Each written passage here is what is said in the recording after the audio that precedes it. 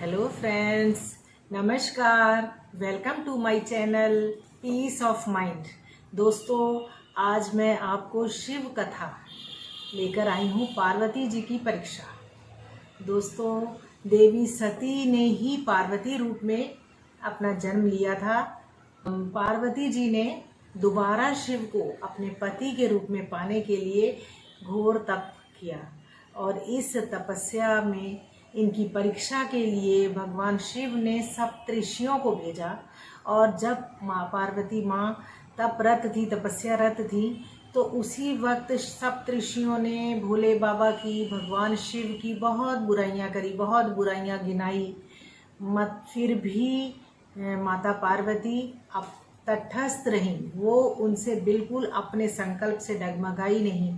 तो सप्तऋषि इस पर से चले गए। उसके बाद भोले बाबा ने उन्हें आकर के वरदान दिया।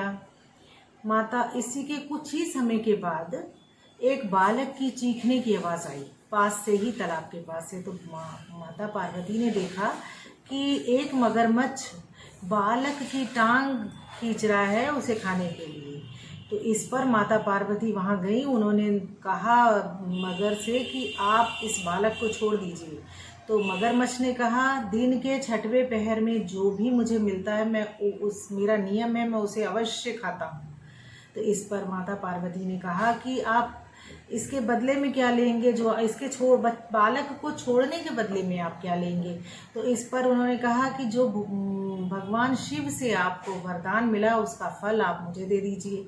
तो माता पार्वती तुरंत तैयार हो गई।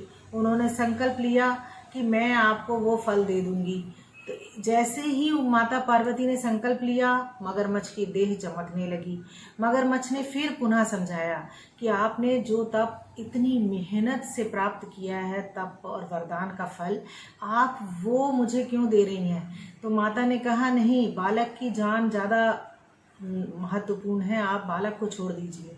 तो इतना कहते ही बालक और मगरमच्छ दोनों ही वहाँ से गायब हो गए। उनके स्थान पे भगवान शिव आ गए, दर्शन दिए।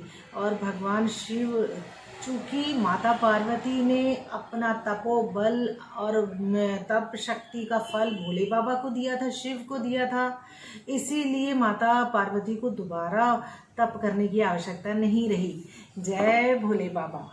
हाँ दोस्तों, अगर अभी तक आपने मेरे चैनल को सब्सक्राइब नहीं किया है तो सब्सक्राइब कीजिए, इसे लाइक कीजिए, दोस्तों में भी शेयर कीजिए। मैं बहुत अच्छी अच्छी जानकारी आपके पास लेके आती रहूँगी।